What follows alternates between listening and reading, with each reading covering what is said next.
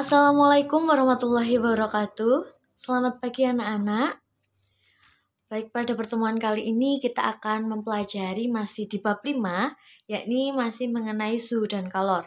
Nah, untuk subbab pada materi kali ini, yakni kita akan mempelajari mengenai perpindahan kalor.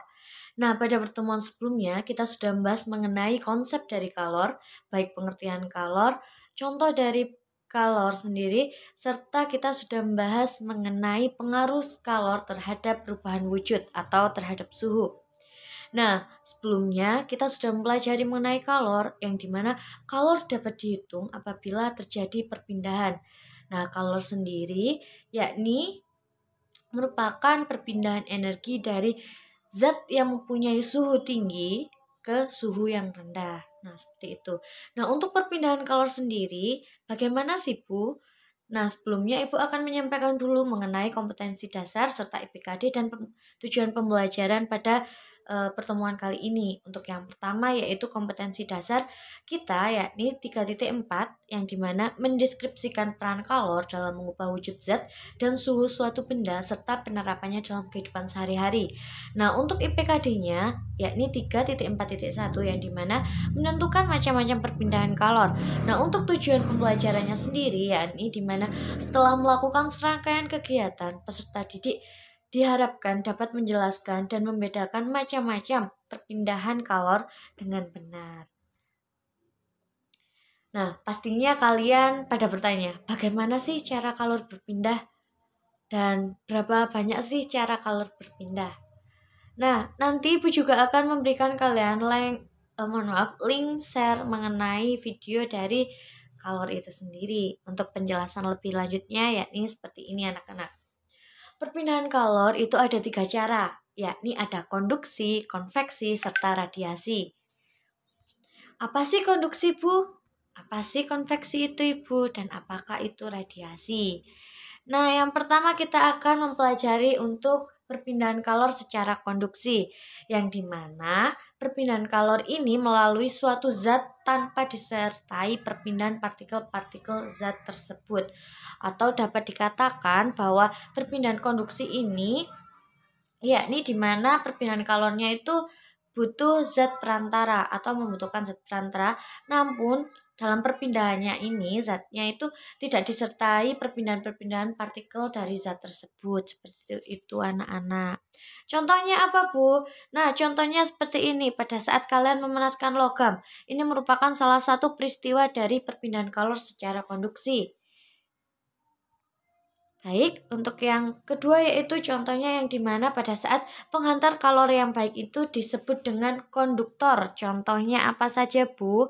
Contohnya itu seperti besi, baja, tembaga, seng, dan aluminium.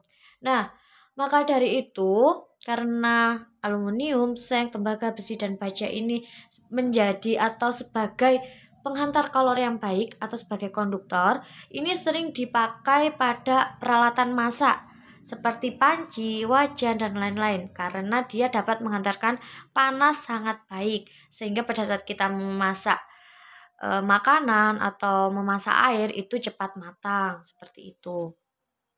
Nah, kalian bayangkan jika panci tersebut terbuat dari misalkan bahan plastik, apa yang terjadi? Pastinya akan meleleh. Seperti itu. Nah, sedangkan penghantar kalor yang tidak baik atau kurang baik itu disebut apa, Bu? Nah, itu disebut dengan istilah isolator. Contohnya yaitu seperti kayu, kaca, wol, kertas, dan plastik. Nah, seperti yang Ibu jelaskan tadi. Seperti itu. Nah, selanjutnya yaitu kita akan mempelajari mengenai perpindahan kalor secara konveksi. Apa itu, Bu? Nah, untuk perpindahan kalor secara konveksi ini yakni di mana perpindahan kalor melalui zat yang disertai dengan perpindahan partikel-partikel zat tersebut. Nah, untuk konveksi ini terjadi pada yakni perbedaan massa jenis zat, serta konveksi ini juga terjadi pada zat cair dan zat gas. Nah, untuk gas itu apa aja, Bu? Bisa udara, angin, seperti itu anak-anak. Ini di bawah ini kan ada contoh di mana ada gambar spiritus untuk memanaskan air yang dimana terjadi ada gelembung-gelembung yang berasal dari bawah dengan gerakan seperti melingkar. Nah, gelembung-gelembung yang dari bawah itu akan naik ke atas. Karena kenapa kok dari bawah?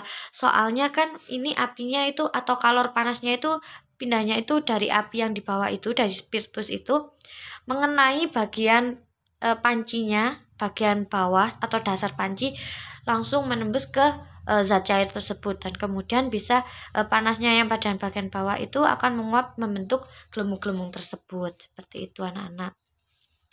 Nah, untuk contoh lainnya yaitu pada saat terjadinya angin laut. Nah, angin laut ini terjadi pada siang hari. Untuk penjelasannya sendiri, sebenarnya ada dua, yaitu terjadinya angin laut dan angin darat.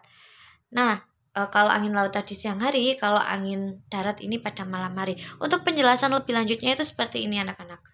Perpindahan kalor secara konveksi yang terjadi pada angin darat maupun angin laut itu terjadi ketika di mana adanya pergantian udara.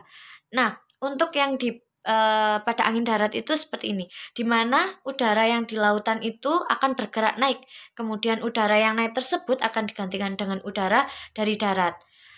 Nah, berbeda dengan angin laut yang terjadi di siang hari, udara di siang hari membuat daratan memiliki kalor yang lebih besar daripada kalor yang ada di lautan. Hal ini juga mengakibatkan yang dimana terjadinya perpindahan kalor sekaligus pergantian udara. Untuk udara yang ada di daratan ini mengalami kenaikan, kemudian kembali digantikan dengan udara dari laut. Proses angin darat dan angin laut terjadi secara bergantian pada saat siang dan malam hari. Nah, untuk perpindahan kalor secara konveksi ini menimbulkan terjadinya perpindahan perbedaan massa jenis. Seperti itu. Oke, selanjutnya yakni cara yang ketiga, yang dimana perpindahan kalor secara radiasi atau pancaran. Nah, apa itu, Bu? Perpindahan kalor secara radiasi ini anak-anak, yakni dimana perpindahan kalor tanpa zat perantara atau medium. Jadi, untuk perpindahan kalornya ini dia tidak membutuhkan zat perantara. Jadi juga tidak disertai perpindahan partikel dari zat perantaranya. Untuk contohnya seperti apa, Bu? Contohnya itu yakni di mana perpindahan dari panas sinar matahari langsung menuju ke permukaan bumi. Jadi pada saat siang hari kalian keluar atau berada di permukaan, misalkan di lapangan, nah itu kalian akan bisa langsung merasakan panas sinar matahari di kepala kalian. Nah, itu merupakan salah satu contoh dari perpindahan kalor secara radiasi. Nah, ada lagi istilah-istilah lain atau pengetahuan lain yang baru, yakni yang pertama, di mana permukaan hitam dan kusam merupakan penyerap dan pemancar radiasi yang baik. Nah, ini bisa dicontohkan seperti ini. Pada saat kalian menggunakan baju warna hitam di siang hari dengan menggunakan baju warna putih di siang hari, itu akan lebih terasa panas pada saat kalian menggunakan baju yang berwarna hitam. Hal ini dikarenakan warna gelap atau warna hitam tersebut menyerap cahaya matahari lebih banyak dibandingkan warna-warna yang cerah, yaitu warna putih, di mana warna putih akan memantulkan cahaya tersebut. Seperti itu anak-anak. Nah, ini ada pada penjelasan yang kedua, yaitu disampaikan bahwa permukaan putih dan mengkilap merupakan penyebab serta pemancar radiasi yang sangat buruk. Jadi, seperti itu tadi, kenapa warna hitam menggunakan baju warna hitam lebih terasa panas dibandingkan warna putih? Karena warna putih ini merupakan penyerap atau pemancar radiasi yang sangat buruk, sehingga daya serapnya itu lebih buruk atau kurang dibandingkan warna-warna gelap, seperti itu. Nah, untuk alat yang digunakan untuk mengetahui adanya pemancaran kalor itu dinamakan dengan termoskop. Nah, untuk contoh atau pemanfaatan kalor dalam kehidupan sehari-hari, yakni ada yang pertama, contohnya itu pada panci masak. Yang pertama, dia ini merupakan bahannya yang pertama itu dari konduktor, yakni berupa aluminium.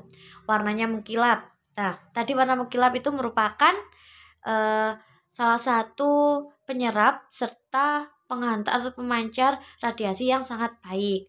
Nah, untuk panci sendiri itu kan biasanya dilengkapi dengan ganggang yang berasal dari plastik, dan di bagian tutupnya itu juga ada pemegangnya itu dari plastik. Nah, itu berasal dari isolator, bahan isolator.